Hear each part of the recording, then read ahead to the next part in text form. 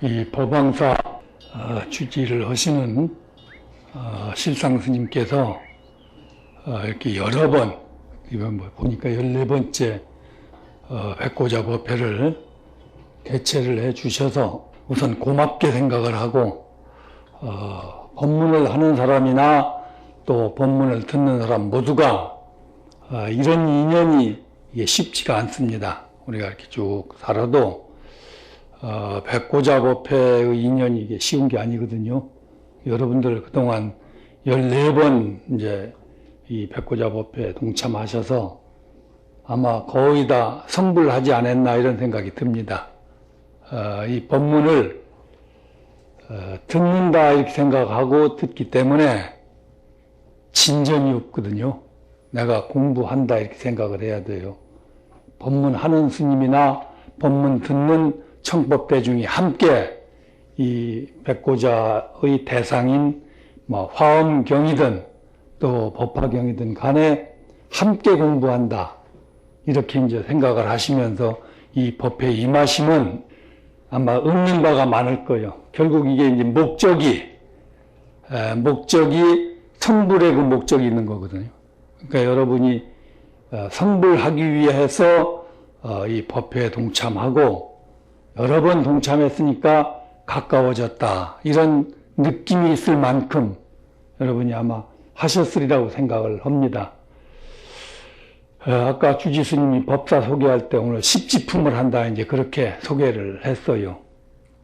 십지품 중에 제가 이제 4번째 염해지, 5번째 난승지, 6번째 현전지 이렇게 3 과목을 저에게 부여를 해서 저도 공부를 했습니다. 여러분 똑같아요. 듣는 사람이나 하는 사람이 이걸 다 알 수는 없고 공부를 했는데 염해지라고 하는 말이 뭔가 이렇게 생각을 했어요. 염해지. 근데 염해지를 공부를 하다 보니까 십지품이 우선 도대체 무엇을 십지라고 하느냐. 우리가 이제 흔히 듣기는 절에서 십지보살쯤 돼야 큰 절의 원주소임을 볼 자격이 있다. 이런 말이 옛날부터 내려오고 있거든요. 십지보살이 돼야 큰 절 대중을 외호하는, 시봉하는 원주소임을 볼 수 있다. 이 얘기를 잘 이해를 하셔야 돼요. 여러분이 가정을 꾸리는 가정주부, 어머니도 되고 부인도 되고 할머니도 되고 하는 가정주부의 역할이 십지보살 정도를 얻어야 그 아주 훌륭한 어머니, 가정주부가 될 수 있지 않겠느냐. 왜냐하면 큰 절의 원주 소임이 어떻게 보면 이제 어머니의 역할을 하는 게 이제 원주예요. 이 어머니는 가족을 위해서, 자식을 위해서, 또 남편 모든 가족을 위해서 보상을 바라지 않고 희생하는 것을 우리가 어머니라고 그러잖아요. 근데 요즘은 세월이 바뀌어서 이제 그렇게는 못하겠다. 요즘 우리나라 여성운동하는 사람들이 그건 옛날 얘기지 지금 그렇게는 못하겠다 이제 그런 움직임으로 변화하고 있는데 그것이 좋은 쪽으로 가는 것인지 또 나쁜 쪽으로 가는 것인지 저도 그건 이제 논평은 생략을 하겠습니다. 여러분이 알아서 이제 판단을 하시는데 결국은 십지라고 하는 것은 10가지 지위를 얘기하는 거예요. 10가지 지위. 그럼 우리나라 장관이 옛날에는 12부 4처 이렇게 우리는 배웠는데 지금은 한 20부 되는지 모르겠어요. 장관이 10명이 있든지 20명이 있든지 간에 장관이라고 할 때는 같은 말이지만은 행자부 장관, 건교부 장관하고는 하는 일들이 다르거든요. 그와 같이 이 십지도 그냥 한 이름이지만은 10가지 몫이 다르다. 그래서 그 다른 몫이 첫 번째는 환의지, 두 번째는 이구지, 세 번째는 발광지. 아마 어제 여러분들이 이 3가지는 공부했으리라고 생각을 하고, 네 번째는 염해지, 5번째는 난승지, 6번째는 현전지, 7번째는 원행지, 8번째는 부동지, 9번째는 선해지, 10번째는 법운지. 이래서 이 10가지를 묶어서 우리가 이제 십지라고 이렇게 얘기를 합니다. 하는데, 제가 지금 목이 가려서 음성이 좀 뻑뻑합니다. 그것도 여러분 이해를 해 주시고요. 그래, 이제 염해지는 이제 무엇을 우리가 염해지라고 하나, 이래 보니까, 그 염자가 이제 불꽃 염자예요. 불꽃 염. 그러니까 불꽃이라고 하는 그냥 불이라고 하면 이제 뜨거운 것이다. 이렇게 우리가 인식을 하지만 불꽃, 불이 활활 타는 꽃, 그것은 엄청난 파괴력을 가진 거거든요. 불을 하면 그냥 불이라고 생각을 하지만은 불꽃이라고 할 때는 활활 탈 때 불꽃이라고 그러거든요. 그러니까 그 불꽃 염자예요. 그러니까 활활 최고의 그 정제된 최고의 이 목적에 갈 수 있을 만큼 도달하는 그 과정을 이제 염해라고 하는 게 최고의 지혜예요. 부처님과 같은 최고의 지혜를 증득한 상태를 이제 염해라고 한다. 이렇게 돼 있어요. 돼 있는데 이 염해지 보살은 37조도품을 닦아야 돼. 37조도품 이따 제가 말씀을 또 드리겠습니다만은 37조도품을 닦고 동사선할 줄 알아야 된다. 이제 요 말이 주부가 결국은 가족을 위해서 다 같이 이렇게 끌어안고 가듯이 동사섭한다. 이제 큰절의 원주라고 하는 이는 저 방장 조실 스님을 위시해서 저 밑에 행자까지 오고 가는 사부대중 모두를 다 이렇게 어울려서 이렇게 그 감싸서 이렇게 뒷바라지 하는 걸 소위 원주라고 그러거든요. 그러니까 동사섭, 37조도품과 동사섭을 해야 이게 이제 그 염해에 들어갈 수 있다. 그런데 수행은 무엇을 더 중심으로 하느냐? 여러분이 이제 육바람일 아실 거예요. 아시죠? 또 십바람일 아시죠? 이 십지품이라고 하는 것이 일종의 십바람일을 비유한 거라고 생각하시면 돼.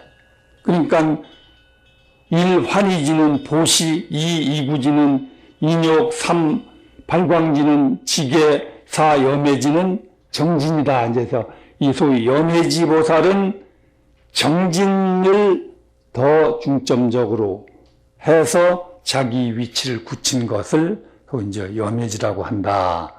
그러면 37조도품은 뭘 의미하는 것이고, 아까 얘기한 동사섭은 뭘 의미하는 것이냐. 이 두 가지를 여러분에게 말씀드리면 아마 내용이 이제 조금 이해를 하실 수 있을 겁니다.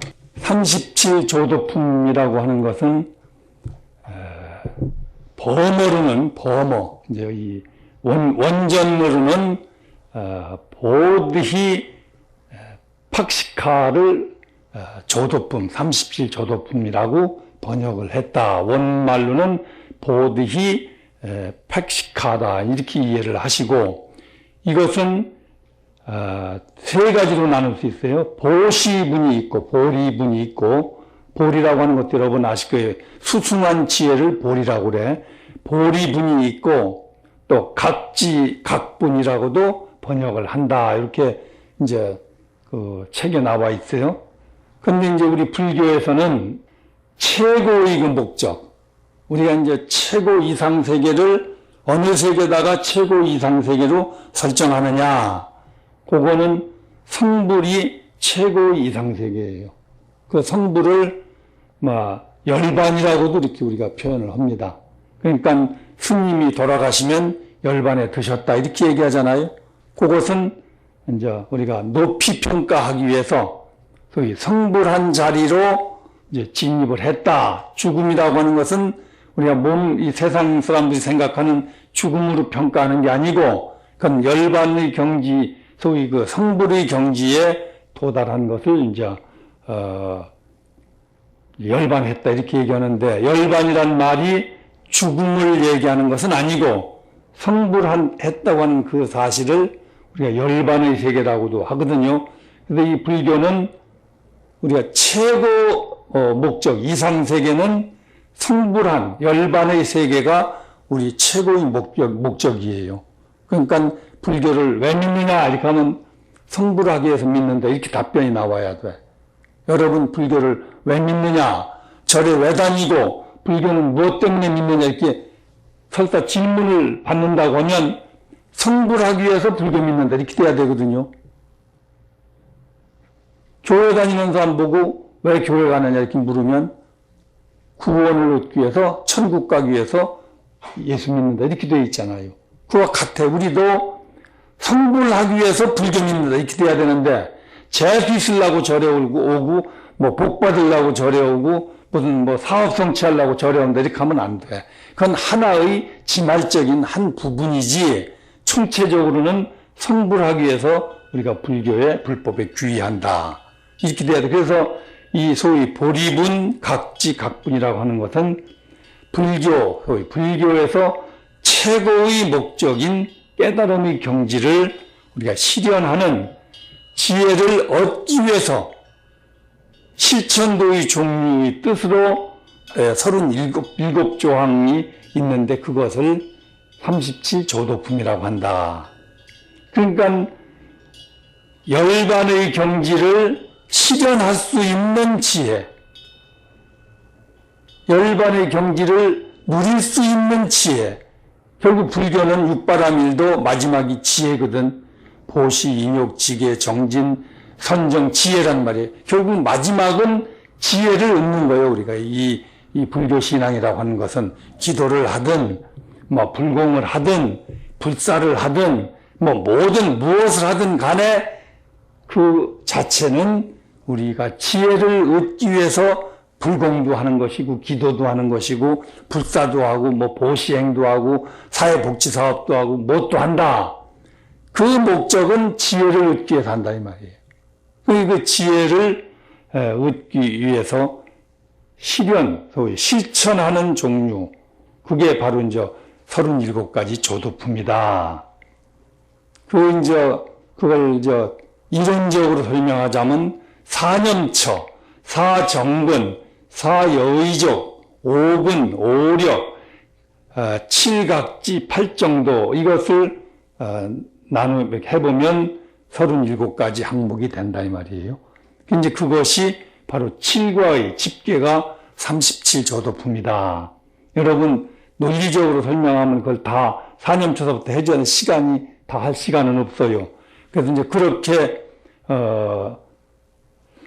염해지는 37조도품을 알고 동사섭 해야 된다. 이제 동사섭은 뭐냐? 여러분들에게 제일 중요한 것이 이제 오늘 공부의 핵심이 이 동사섭이에요. 동사섭. 동사섭이라고 하는 것은 같을 동자하고 일사자 동사섭인데 이건 본래 사섭이라고 해서 사섭법이라고 그래.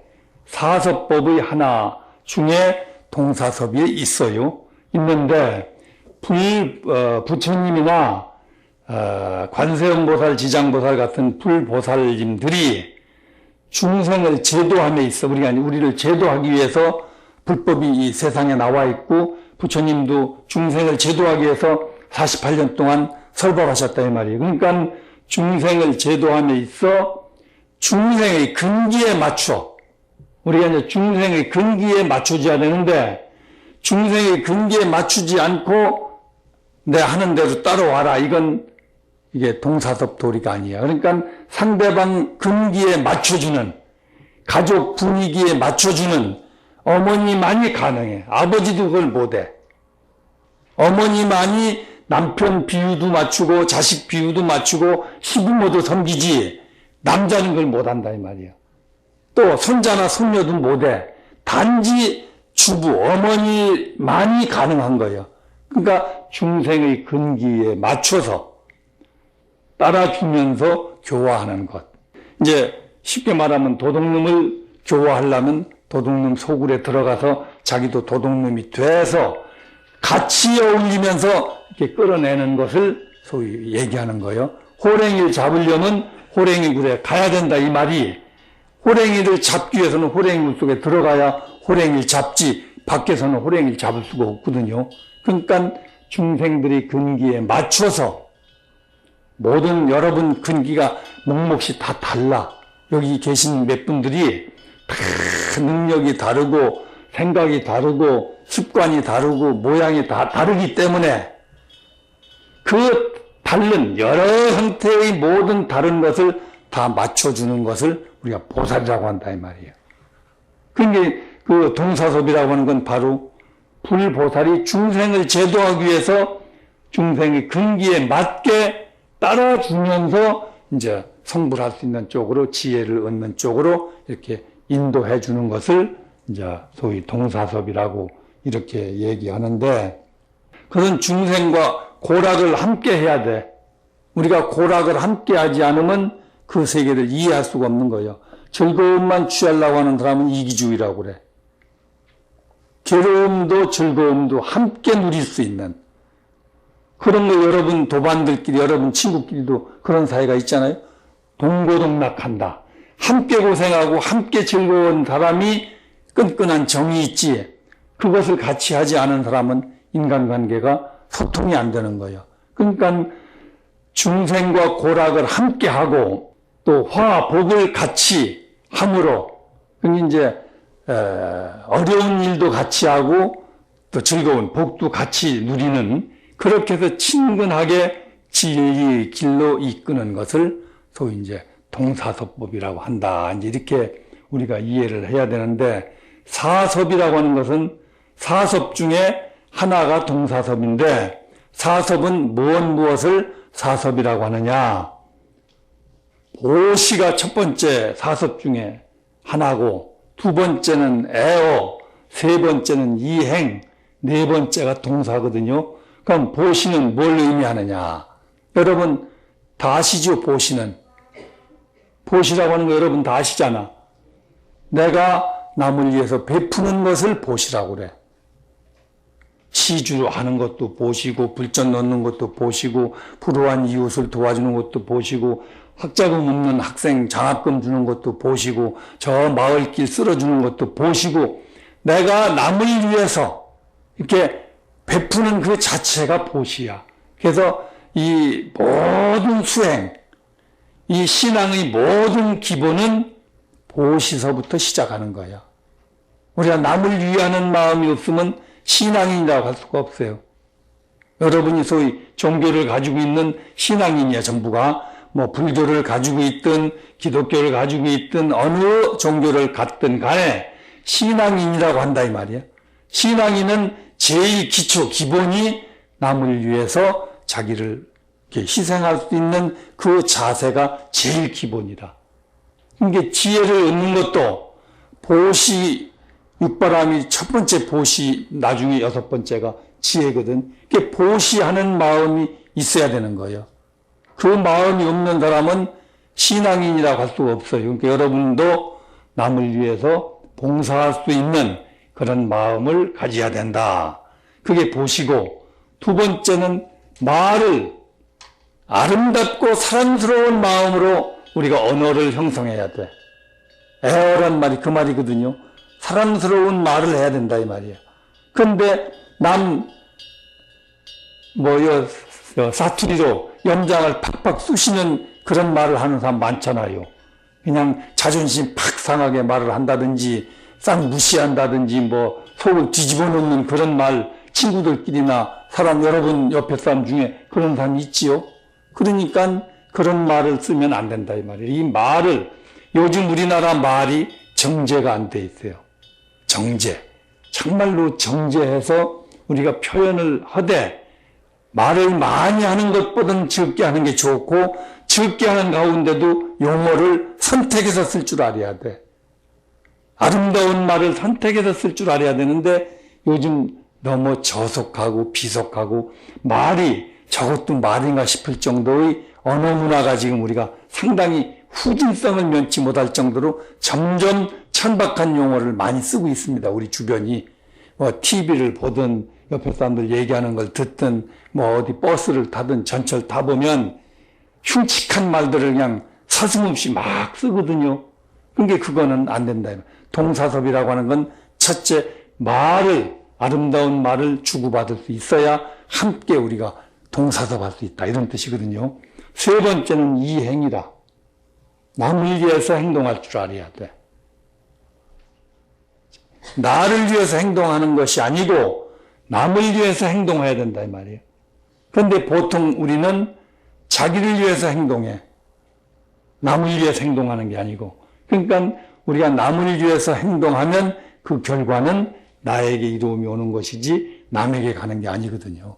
여러분이 남을 위해서 봉사를 하면 그 봉사의 결과는 결국은 나한테 오는 거야. 내가 복을 짓는 거니까. 봉사한다고 하는 것은 그 사람을 위해 주는 것이지만은 결과는 내가 그 사람을 위했기 때문에 그 결과는 나한테 오는 거야. 복은 나한테 떨어지는 거거든요. 그러니까 행동하는 모든 것은 남을 이롭게 해야지 남을 해롭게 하면 안 되는데 사촌이 땅 사면 배 아픈 게 한국 사람이야. 남을 이롭게 하려고 안 해. 조금 잘난 사람 있으면 그걸 어떻게라도 흠집을 내서 이렇게 일본 말로 기스를 낸다 이 말이에요. 기스, 흠집. 일본 말 쓴다고 요새 방송신문에 계속 시비 걸더만 왜 미국 말은 쓰나. 똑같은 거야. 우리가 생활 용어 속에 미국 말 많이 쓰지 않습니까? 일본 말 쓰나 미국 말 쓰나 안 써야 되는 거지만은 어울려 살다 보면 일본 말도 쓸 수 있는 기고 미국 말도 쓸 수 있는 거예요. 그러니까 남이 상처 생기도록 남이 점수가 떨어지도록 인기가 하락하기를 바라는 마음을 우리가 다 중생인지라 가지고 있다 이 말이에요. 그러니까 그런 식으로 살지 말고 좀 남이 이롭게, 남이 즐겁게, 남이 부드럽게 이렇게 행동할 수 있는 것이 이제 이행이고 아까 설명한 대로 네 번째가 동사예요. 그래서 사섭이라고 하는 것은 이 네 가지를 우리가 사섭이라고 하는데 이 염해지 이 항목에 사섭은 절대적이다. 우리가 사섭이 없으면 불꽃 같은 지혜를 증득할 수가 없어. 아까 얘기했어요. 염해라고 하는 것은 불꽃 같은 지혜다. 최고의 지혜라 이 말이에요. 남이 추정할 수 없을 만큼의 수승한 지혜를 갖는 그 부분을 소위 염해라고 그러는데 그 지위를 그것은 기본이 사섭이 이루어져야 된다. 그러면 37조도품도 거기에 관련이 되어 있는 거예요. 이것을 우리가 어떻게 할 것이냐. 여러분이 이제 그동안 여기서 이 백고자 법회를 통해서 공부를 지금 많이 하셨는데 한 발짝도 못 나간 사람도 있다 이 말이야. 14번 다 동참한 사람일지라도 한 번이나 두 번이나 세 번만 했는데도 10발짝 나간 사람도 있거든요. 그러니까 우리가 이 공부라고 하는 것은 이 공부는 그래요. 눈으로 보이도록 벽돌 쌓고 집 짓고 아파트 올라가듯이 10층, 20층 그렇게 올라가는 그런 모습이 보이는 것이 아니고 모습이 보이지 않고 속으로 여무는 것이 공부야. 그러니까 내가 속으로 얼마만큼 여물어졌느냐. 나 자신도 모르는 사이에 현재의 위치가 있도록 돼야 돼. 이 수행이라고 하는 건 그런 거예요. 자기가 수행을 해서 어느 정도 내가 이만하면 됐겠지 할 정도로 느낀다면 그건 수행이 잘못됐다고 하는 거야. 여러분이 몇 생을 살아왔는지도 모르지만은 앞으로 또 몇 생을 더 살는지도 아직 모르잖아요. 그러니까 수없는 생을 태어났다 죽었다 태어났다 죽었다면서 만났다 안 만났다 만났다 안 만났다 하는 게거든. 사람도 그렇고 이 불법도 한 가지야.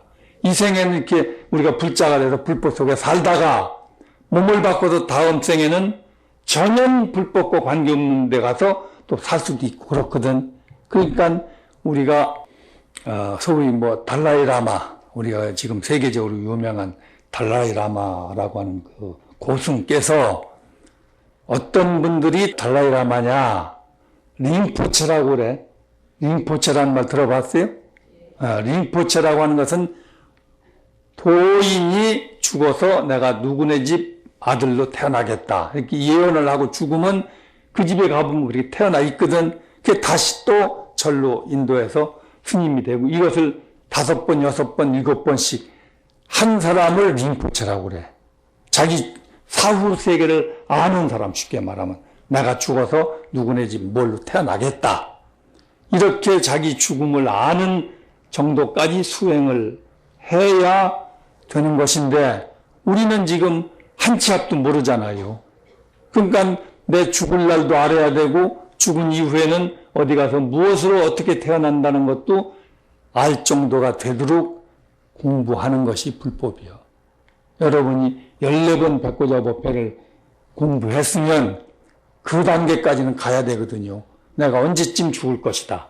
죽은 다음에 나는 여자로 태어난다든지 남자로 태어난다든지 또다시 불법 속으로 온다든지 정도는 자기가 자신감이 있도록 자기를 성숙시켜야 되는 거라. 죽고 나면 뭐가 됐는지도 모르고 개가 됐는지 소가 됐는지도 모르고 남자가 됐는지 여자가 됐는지도 모르면서 자기 죽음에 임한다. 이건 아무 의미가 없어. 불교를 믿은 의미가 없다 이 말이에요. 불교를 믿었으면 최소한도 자기 사후 세계를 측정할 수 있을 만큼의 지혜가 있어야 되는 거라. 그것은 지혜를 얻은 사람만이 가능해.